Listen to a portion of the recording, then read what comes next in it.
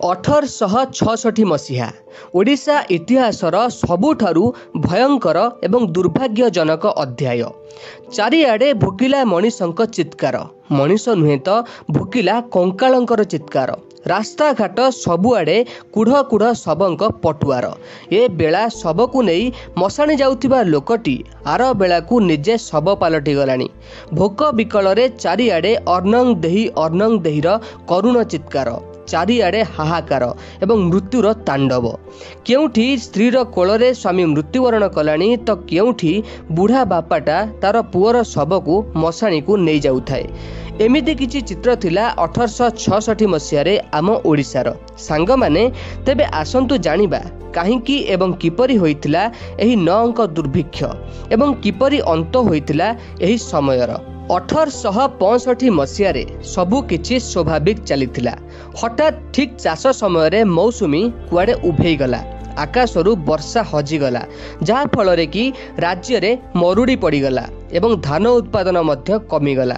सेतेबेले शासन करुथिबा इंग्रेज सरकारंकर Bengal board of revenue मरुड़ीर क्षयक्षति आकलन एवं मरुड़ी प्रपीड़ित लोकंक संख्या सठिक भावरे हिसाब करि पारि नथिले, जहा फल 1866 मसीहा मे मास सुद्धा राज्य रे गच्छित थिबा खाद्य सरीगला एवं तापरे प्रबल वर्षा होई बन्या आसीगला एवं एही बन्या लोकमानंक पाखरे संचित थिबा शेष खाद्य को मध्य फसाई नेला एवं तापरे आरंभ होईगला दुर्भिक्ष। चारिआडे हाहाकार, रास्ता घाट चारिआडे कुढ़ कुढ़ शवक पटुआर। ए बेला शवकु नहीं मशाणी जाउथिबा लोकटी आर बेलाकु निजे शव पालटि गलानी। खाद्य विकल चारिआडे अर्नंग देहीर करुण चित्कार, चारिआडे हाहाकार एवं मृत्युर तांडव। सांग माने 1866 मसीहा होइथाए। सेतेबेले पुरीर महाराजा दिव्य सिंह देवंक राजत्वर नवम वर्ष। सेथिपाई एही दुर्भिक्षर ना दियागला 9 अंक दुर्भिक्ष। एमिति भयाभय दुर्भिक्षर इतिहास रे कौनसी पटांतर नहीं। भारतर पूर्वांचल 1,80,000 माइल व्यापी स्थान रे प्राय 47 नियुत लोक एही दुर्भिक्षर शिकार होइथिले। ओडिशा रे यार प्रभाव सबुठारु अधिक थिला, कारण ओडिशा देशर अन्यान्य स्थान ठारु दूर रे थिला एवं ओडिशा को गमनागमन सुविधा मध्य नथिला। रास्ता घाटर अवस्था शोचनीय थिबारु खाद्य जोगाणर व्यवस्था मध्य सठिक भावरे होई पारिला नाही, जहा फलरे खाद्य अभावरु लोक माने पोक माछी परी मरिबाकु लागिले। लोक माने खाइबाकु न पाई डाल पत्र खाइबाकु लागिले, जहा फलरे अखाद्य खाई लोक माने हईजा एवं कलेरा रे मृत्युवरण कले। सेतेबेଳ इंग्रेज सरकार 10,000 टन चाउल आमदानी करी जोगाइले, किंतु स्थल पथरे खराब रास्ता एवं खराब पाग पई खाद्य जोगाइबा संभव होई पारिला नाही एवं जल पथरे सबु अंचल को खाद्य जोगाण होई पारिला नाही, जहा फलरे लोक माने खाद्य अभावरे पोक माछींक परी मृत्युवरण करिबाकु लागिले। दुर्भिक्षर प्रथम वर्ष रे केवल ओडिशा रे 10 लाख लोक मृत्युवरण करथिले। 2 वर्ष रे एही दुर्भिक्ष रे मोट 40 रु 50 लाख लोकंक मृत्यु होई सारिथिला। एहा परे इंग्रेज सरकार चिंतित होई पड़िले एवं 1867 मसीहा रे 4 गुणा दाम देई 40,000 टन चाउल आमदानी कले एवं सौभाग्यवशतः सही वर्ष मौसुमी मध्य स्वाभाविक हैला।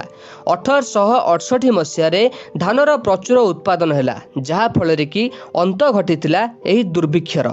एही दुर्भिक्ष भारतीय बुद्धिजीवी मानक उपरे खूब अधिक प्रभाव पकाइला एवं इंग्रेज शासनर प्रभाव उपरे सेमानकर आखि खोली जाइथिला। एमिति कि मरुड़ी पड़िथिबा समय रे मध्य इंग्रेज सरकार 20 कोटी पाउंड चाउल इंग्लैंड को रप्तानी करिथिले।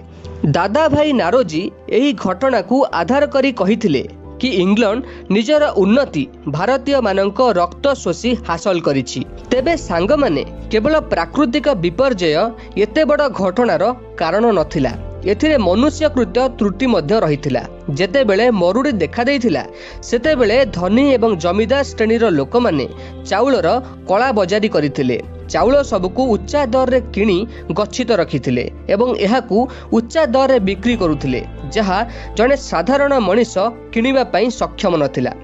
ସାଙ୍ଗମାନେ ଏହା ମଧ୍ୟ କୁହାଯାଏ ସେତେବେଳ ସମୟରେ ମରୁଡ଼ି ଏପରି ଭୟାନକ ପରିସ୍ଥିତି ସୃଷ୍ଟି କରିଥିଲା କି ନିଜ ମଲା ଛୁଆର ମାଂସ ମଧ୍ୟ ତା ନିଜ ମା ଖାଇବାକୁ ପଛାଇ ନଥିଲା।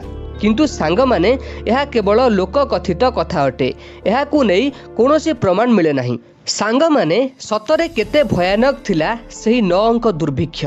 ଆଜି ଏକଥା ଭାବି ଆଶ୍ଚର୍ଯ୍ୟ ଲାଗୁଛି କି ଆମ ଓଡ଼ିଶା ଇତିହାସରେ ଏମିତି ମଧ୍ୟ ଦିନ ଆସିଥିଲା ଯେଉଁଠି ଆମ ପୂର୍ବପୁରୁଷମାନେ ଖାଦ୍ୟ ଖାଇବାକୁ ନ ପାଇ ଭୋକ ଉପାସରେ ମୃତ୍ୟୁବରଣ କରିଥିଲେ। ସାଙ୍ଗମାନେ ଆଜିର ସମୟରେ ଆମେମାନେ ସମସ୍ତେ ଖାଦ୍ୟର ମୂଲ୍ୟ ନ ବୁଝି ଖାଦ୍ୟ ନଷ୍ଟ କରୁଛେ।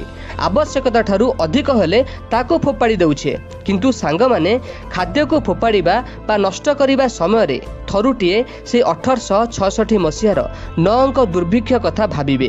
ଏହି ଖାଦ୍ୟ ଖାଇବାକୁ ନ ପାଇ ସେତେବେଳେ କେତେ ଲୋକ ମୃତ୍ୟୁବରଣ କରିଥିଲେ। ସାଙ୍ଗମାନେ ଆଶା କରେ 9 ଅଙ୍କ ଦୁର୍ଭିକ୍ଷକୁ ନେଇ ଏହି ଭିଡ଼ିଓରୁ ଆପଣ ବହୁତ କିଛି ଶିଖିଥିବେ। ଭିଡ଼ିଓଟି ଭଲ ଲାଗିଥିଲେ ଭିଡ଼ିଓକୁ ଲାଇକ୍ କରି ଚ୍ୟାନେଲକୁ ସବସ୍କ୍ରାଇବ୍ କରିଦେବେ। ଆଜି ପାଇଁ ଏତିକି ସାଙ୍ଗମାନେ, ରହୁଛି। ନମସ୍କାର।